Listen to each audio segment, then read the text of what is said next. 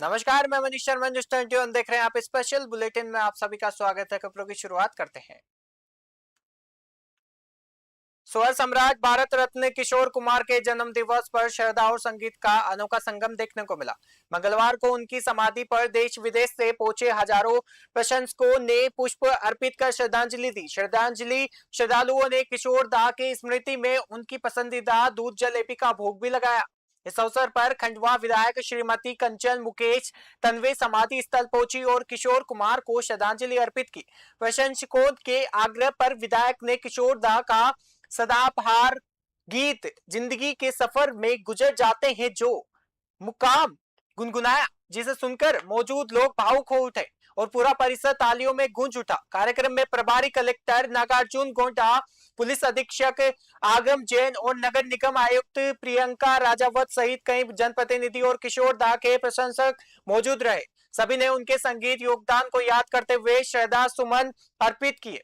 खंडवा से भारत गौड़ की रिपोर्ट देख रहे हैं।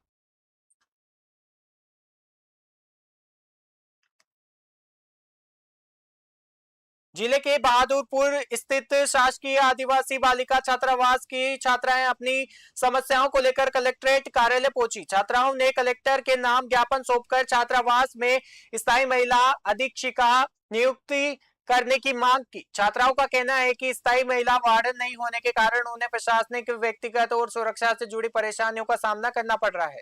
बालिका छात्रावास में महिला अधीक्षिका की मौजूदगी जरूरी है ताकि छात्राएं अपनी समस्याएं आसानी से साझा कर सके। उन्होंने बताया कि अधीक्षिका के अभाव में दैनिक व्यवस्थाएं भी प्रभावित हो रही है और समय पर समस्याओं का समाधान नहीं हो पाता। छात्राओं की बात सुनने के बाद अधिकारियों ने ज्ञापन स्वीकार किया और जल्द ही महिला अधीक्षिका की व्यवस्था करने का आश्वासन दिया। प्रशासन ने कहा कि छात्राओं की सुरक्षा और सुविधाओं को ध्यान में रखते हुए आवश्यक कदम उठाए जाएंगे। बुरहानपुर से विनोद कुमार की रिपोर्ट देख रहे हैं। हॉस्टल में मतलब जो कॉलोनी है वहाँ पर आश्रम है बच्चों का, छोटे बच्चों का, वहाँ टीचर थे। तो अभी वो दोनों मतलब वहाँ आश्रम में भी बच्चों को पढ़ाने जाते थे और हमारे हॉस्टल को भी चला रहे थे। और ये बोल रहे कि चार्ज दे रहे हैं, नहीं दे रहे ऐसा चल रहा था।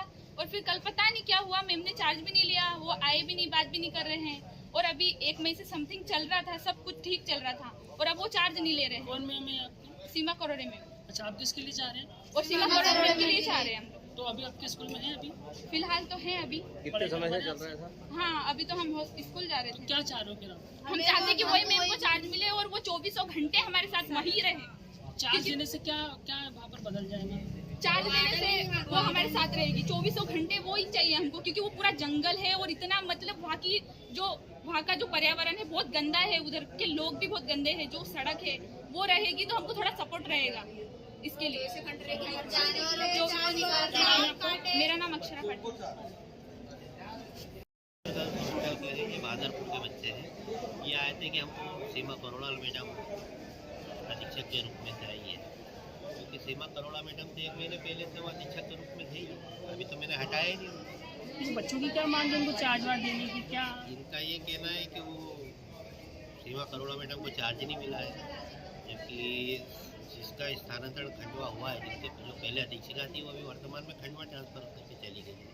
वो खंडवा वाली मैडम कल भी मेरे ऑफिस में ही थी। उसका ये कहना है कि मेरे को 15 दिन पहले डिलीवरी हुई है, 3 बार चार्ज देने आ गई हुई फिर, लेकिन उनके द्वारा लिया नहीं गया। जब मैडम वहाँ पर है तो फिर ये बच्चे जीत क्यों करे चार्ज देने? वही तो मैं इनसे को ये जवाब सही मेरे को मिल ही नहीं रहा है, नहीं ये दे पा रही है। मैं कह रहा हूँ कि भैया जिसकी तुम डिमांड कर रहे हो तो ऑलरेडी तुम्हारी अधीक्षिका है ही है, फिर उसको अधीक्षिका के रूप में और आगे बढ़ाने का क्या होता है? क्या नाम सर आपका? भारत सहायक आयोजक। जिले के बिरसिंहपुर पाली स्थित मां बिरासनी शासकीय महाविद्यालय में पतंजलि योग पीठ के स्वामी बालकृष्ण जी के जन्म दिवस के अवसर पर वृक्षारोपण कार्यक्रम आयोजित किया गया। इस दौरान महाविद्यालय परिसर में फलदार, औषधीय गुणों से भरपूर पौधे लगाए गए और कार्यक्रम में मौजूद वक्ताओं ने कहा कि औषधीय पौधे पर्यावरण संरक्षण के साथ साथ मानव स्वास्थ्य के लिए भी बेहद उपयोगी है। पौधों के संरक्षण और संवर्धन से आने वाली पीढ़ियों को स्वच्छ वातावरण और प्राकृतिक औषधियों का लाभ मिलेगा।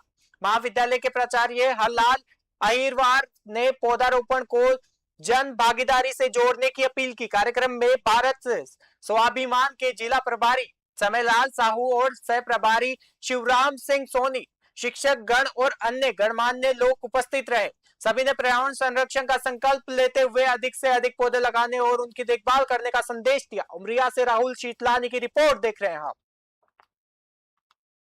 बाबा जी के जन्मदिन मनाया गया आपके विद्यालय में, पेड़ पौधे लगा के, उसमें क्या कहना चाहेंगे?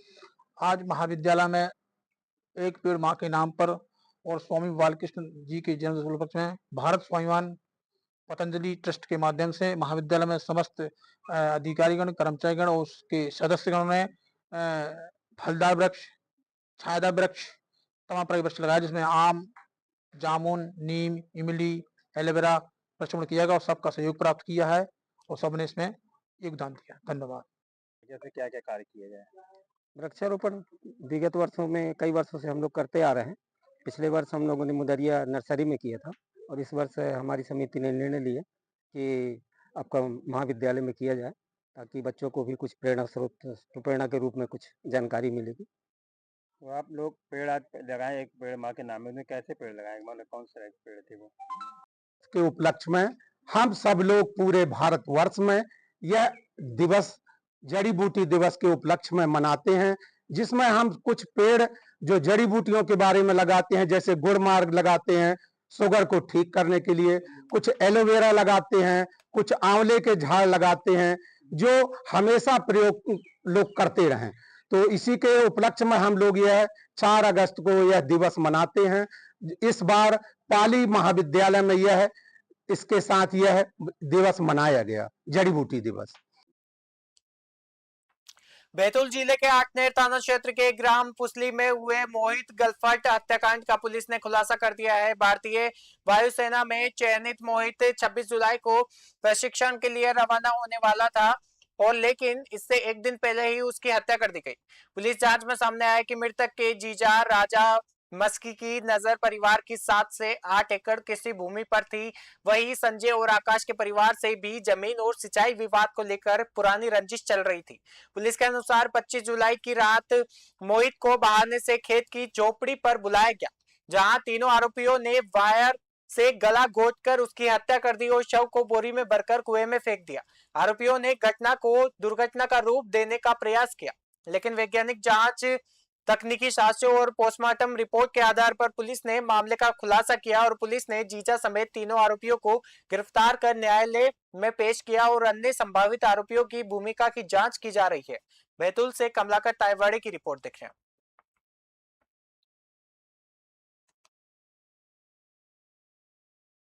आकाश और संजय मोहित को बिठा ले गए थे। मोहित प्रसाद बांट रहा था अपने सिलेक्शन की खुशी में। उसी दौरान उन्होंने बोला कि दूसरे मंदिर में भी ले चलते हैं अपन। उसके बाद में लोग खेत वाली झोपड़ी में गए, वहाँ पे राजा पहले ही से मौजूद था। राजा ने और इन तीनों ने मिलके उसके जो है उसके साथ मारपीट की और उसके गले में वो जो तार था वो लपेट कर उसकी हत्या कर दी। उसके बाद में जो है कुएं में उसकी लाश फेंक दी। सर, लूडो वाला भी एंगल है, कैसे गुमराह करने का प्रयास किया लूडो गेम के जरिए? ये जो आरोपी गण हैं इन्होंने बताया था कि ये लोग 3 घंटे 9 बजे से लेके 11 बजे तक 12 बजे तक लूडो खेले हैं। लेकिन जब 5 लोगों के साथ खेले हैं, आकाश और संजय दोनों ने, इन्होंने बताया कि 3 अन्य लोग जो है वो एक राहुल था, एक संदीप था, एक गुलाब था, इनके साथ लूडो खेले। लेकिन जब समय की पूरा एक गहराई से पूछताछ की गई तो ये बात निकल के आई है कि इन्होंने 3-4 घंटे के लूडो खेलने के बजाय केवल 1 घंटा लूडो खेला है और घटना कारित की गई। उसके बाद करीब 10 से 11 के बीच में इन्होंने गुमराह करने के लिए कि हम आराम से बता सकें कि हम तो लूडो खेल रहे थे, और इस बात को इन्होंने गुमराह करने के लिए किया था। लेकिन जब गहराई से पूछताछ की गई तो ये चीज़ स्पष्ट हो गई। बैतूल जिले में कलेक्टर डॉक्टर सौरभ संजय सोनवणे के निर्देशन पर एसडीएम डॉक्टर अभिजीत सिंह ने नेताजी सुभाष चंद्र बोस बालक छात्रावास का आकस्मिक निरीक्षण किया और इस दौरान उन्होंने छात्रावास की स्वच्छता, भोजन की गुणवत्ता, आवासीय व्यवस्था, सुरक्षा और विद्यार्थियों को मिल रही मूलभूत सुविधाओं का जायजा लिया। एसडीएम ने अधिकारियों को व्यवस्थाओं में किसी भी तरह की लापरवाही नहीं बरतने के निर्देश दिए और निरीक्षण के बाद उन्होंने विद्यार्थियों के साथ बैठकर रात्रि भोज किया और स्वयं भोजन चखकर उनकी गुणवत्ता परखी। उन्होंने छात्रों से संवाद कर उनकी पढ़ाई, दिनचर्या, समस्याओं की जानकारी ली और विद्यार्थियों ने भी अपनी समस्याएं और सुझाव साझा किए। एसडीएम ने छात्रों को अनुशासन के साथ पढ़ाई करने और जीवन में बड़े लक्ष्य निर्धारित कर मेहनत करने के लिए प्रेरित किया और उन्होंने कहा कि प्रशासन छात्रावासों में बेहतर सुविधाएं उपलब्ध कराने और विद्यार्थियों के सर्वांगीण विकास के लिए लगातार प्रयास कर रहा है। बैतूल से कमलाकर तायवाड़े की रिपोर्ट देख रहे हैं हम।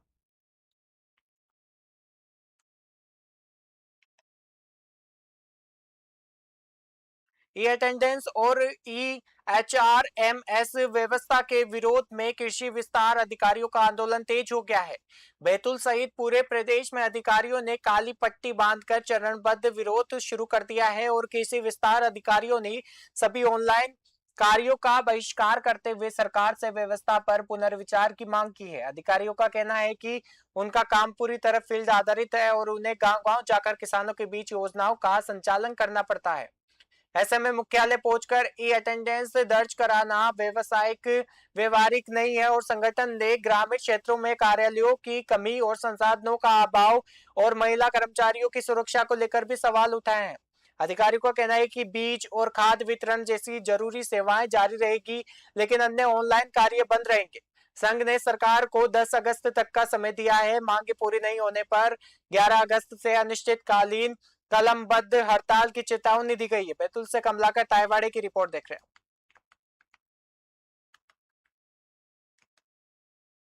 दतिया विधानसभा उपचुनाव में कांग्रेस प्रत्याशी घनश्याम सिंह की जीत के बाद मानपुरा नगर परिषद बस स्टैंड पर कांग्रेस और युवा कांग्रेस कार्यकर्ताओं ने उत्साह के साथ जश्न मनाया। कार्यकर्ताओं ने एक दूसरे को मिठाई खिलाई और आतिशबाजी की और जीत की खुशी साझा की। इस मौके पर ब्लॉक कांग्रेस अध्यक्ष उमा शंकर पटेल, नगर परिषद उपाध्यक्ष ज्ञान प्रकाश पटेल सहित बड़ी संख्या में कांग्रेस पदाधिकारी और कार्यकर्ता मौजूद रहे। युवा कांग्रेस नेता ऋतिक राज प्यासी ने कहा कि यह जीत न केवल चुनाव की है, बल्कि युवाओं के संघर्ष, आत्मसम्मान और लोकतांत्रिक विश्वास की जीत है। उन्होंने कहा कि आने वाले समय में मध्य प्रदेश की जनता भी परिवर्तन का इतिहास लिखेगी। कार्यक्रम के अंत में कार्यकर्ताओं ने संगठन को मजबूत बनाने और जनता से जुड़े मुद्दों पर लगातार संघर्ष करने का संकल्प लिया। उमरिया से राहुल शीतलानी की रिपोर्ट देख रहे हैं।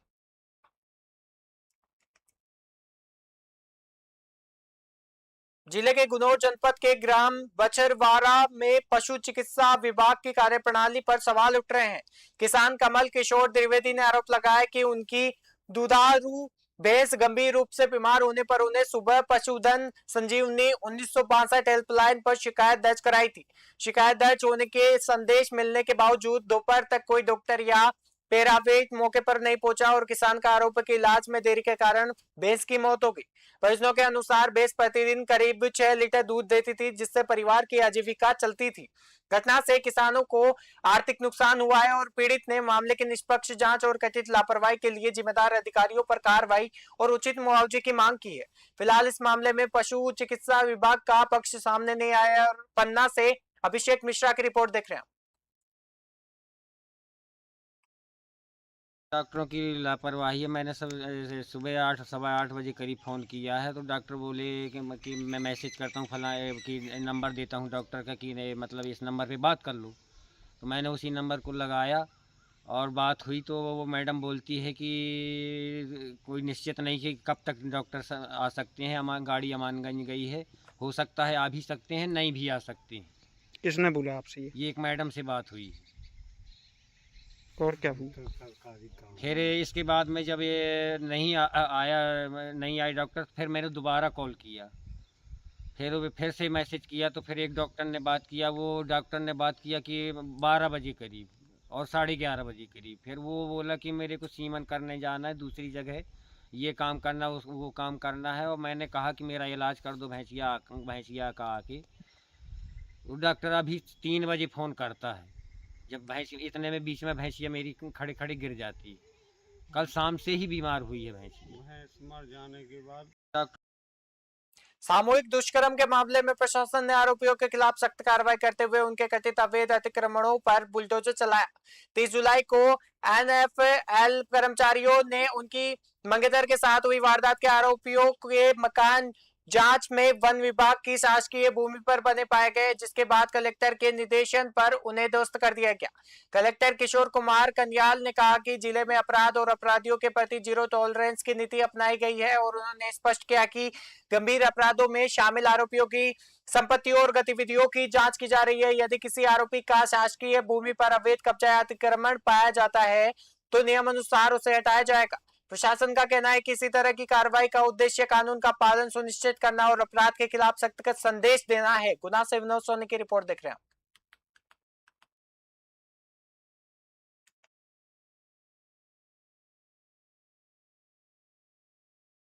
कलेक्ट्रेट सभागार में आयोजित साप्ताहिक जनसुनवाई में बड़ी संख्या में लोग अपनी समस्याएं लेकर पहुंचे। इस दौरान कलेक्टर किशोर कुमार कन्याल ने कहा कि जिला प्रशासन का उद्देश्य वास्तविक और जरूरतमंद लोगों तक त्वरित सहायता पहुंचाना है और जनसुनवाई के दौरान अपनी मासूम बेटी के इलाज के लिए पहुंची एक महिला की शिकायत पर प्रशासन ने तुरंत कार्रवाई करते हुए उनका बीपीएल और आयुष्मान कार्ड बनवाया और उसके बाद बच्ची के जटिल ऑपरेशन के लिए उसे चेन्नई भेजने की व्यवस्था की गई।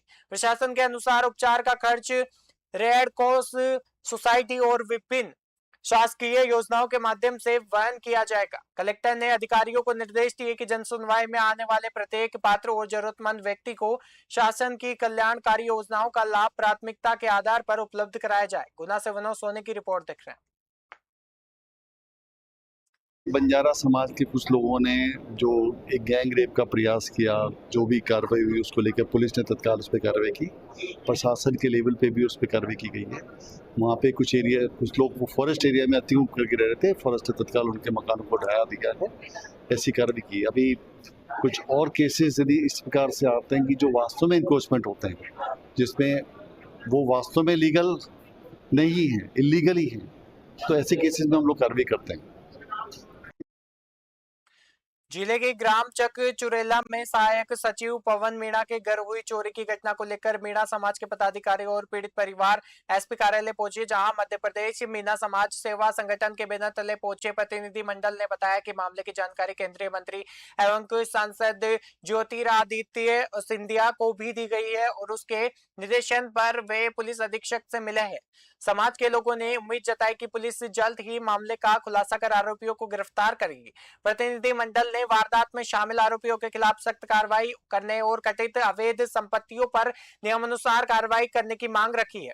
पुलिस अधीक्षक ने मामले में शीघ्र और प्रभावी कार्रवाई का आश्वासन दिया। वहीं मीणा समाज ने चेतावनी दी कि यदि जल्द कार्रवाई नहीं हुई तो वे शांतिपूर्ण आंदोलन करेंगे। गुना से विनोद सोनी की रिपोर्ट देख रहे हैं।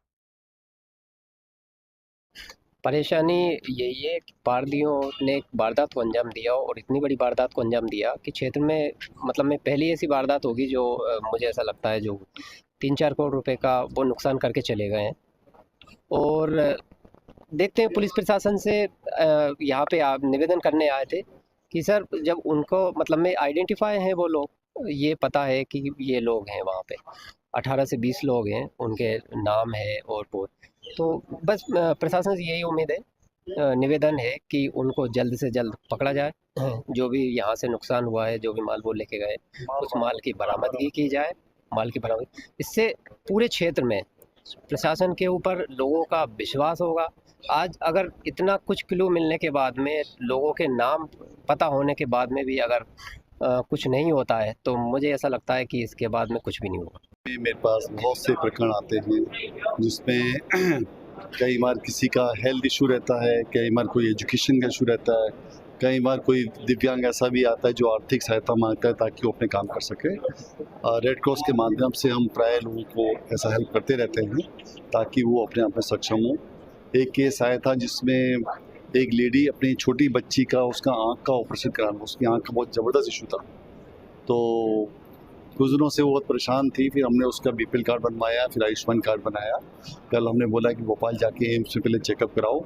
सम हफ्ते उसको ये एडवाइस किया जा रहा है कि चेन्नई जाना पड़ेगा, तो हमने कहा जब चेन्नई जाने के लिए डॉक्टर रेफर करेंगे तो मुझे देना, मैं आपको और आर्थिक सहायता दूंगा। जल्दी हम लोग प्रयास करते हैं कि हमारे गुना की जो जनता में जो वास्तव में नीडी लोग हैं उनको कुछ आर्थिक सहायता ढंग से दी जा सके। एक महिला ऐसी थी जो पिछले लगभग 1 साल से परेशान थी, उसको पूर्व में भी हालांकि हमने सहायता की थी, तो उसको कुछ मकान बनाना था, वो लगभग 70 साल के आसपास की है।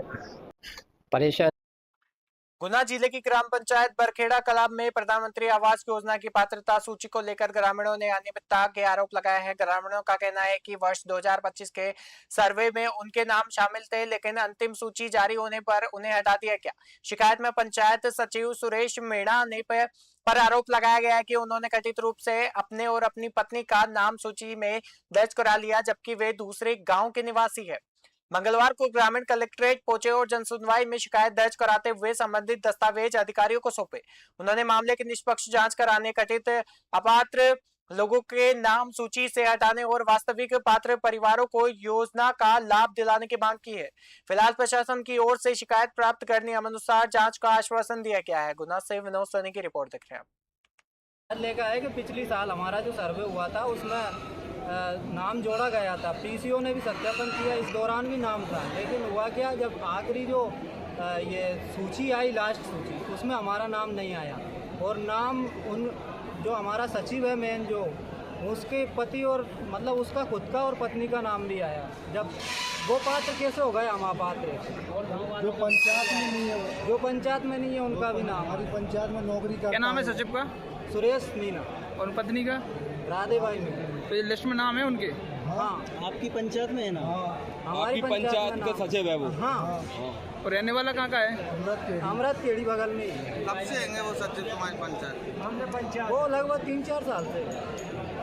उसने अपने खुद के और पत्नी के नाम, दोनों के नाम से निकाल ली कुटी। हाँ, मतलब नाम लिस्ट में ले लिया। हाँ, कोई निकाली आ गई तो निकालेंगे। में नाम आया है आप लोगों के? हमारा तो है ही नहीं लिस्ट में ही नाम। लिस्ट हमारे पास है ना। आपने सचिव साहब को बताया भी तो होगा कि आपका नाम आ गया। हमसे तो विरोधी में है ना, हमसे बात ही नहीं करते, हमसे तो बोलते ही नहीं। ठीक है।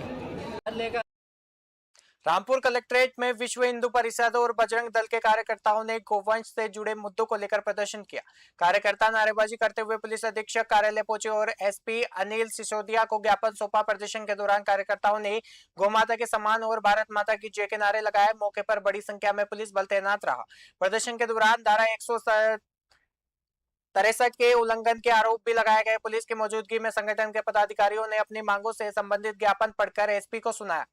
पुलिस ने पूरे घटनाक्रम के दौरान कानून व्यवस्था बनाए रखी। रामपुर से शाहबाज खान की रिपोर्ट देख रहे हैं। बस्ती में शादी तय होने के बाद दहेज की बढ़ती मांग को लेकर रिश्ता टूटने का मामला सामने आया है। नगर थाना क्षेत्र के छबेला गांव निवासी शिकायतकर्ता ने आरोप लगाया कि उनकी बहन की शादी सुल्तानपुर निवासी युवक से तय हुई थी। गोद भराई और परीक्षा की रस्मों पर लाखों रुपए खर्च करने के बाद वह पक्ष ने पहले 10 लाख रुपए नकद और बाद में सोने का हार व 4 चूड़ियां की मांग की और आरोप है कि अतिरिक्त दहेज देने से इनकार करने पर शादी तोड़ दी गई और शिकायत में अभद्र संदेश भेजने, गाली गलौज और जान से मारने की धमकी देने के आरोप भी लगाए गए हैं। पुलिस ने नील रत्न सिंह उर्फ छोटू समेत 6 लोगों के खिलाफ मुकदमा दर्ज कर मामले की जांच शुरू कर दी है। बस्ती से दिलीप पांडे की रिपोर्ट देख रहे हैं। देखिए, ये जनपद बस्ती का थाना नगर है, जहाँ पर एक गांव है छबेला, वहाँ का प्रकरण है। दिनांक 3 तारीख को आदित्य सिंह की तहरीर पर एक मुकदमा कायम हुआ है, जिसमें अतिरिक्त दहेज की मांग को लेकर ये प्रकरण संज्ञान में आया था। इस संबंध में थाने द्वारा इसमें मुकदमा तहरीर के आधार पर पंजीकृत किया गया है। मुकदमा अपराध संख्या 215/26 है। सुसंगत धाराओं में मुकदमा पंजीकृत है। अब इसमें साक्ष्य संकलन की कार्रवाई चल रही है। जो भी विधिक साक्ष्य सामने आएंगे, उसी के अनुरूप विधिक कार्रवाई अमल में लाई जाएगी। स्पेशल बुलेटिन में फिलहाल के लिए इतना ही। देखते रहिए न्यूज़ 21। नमस्कार।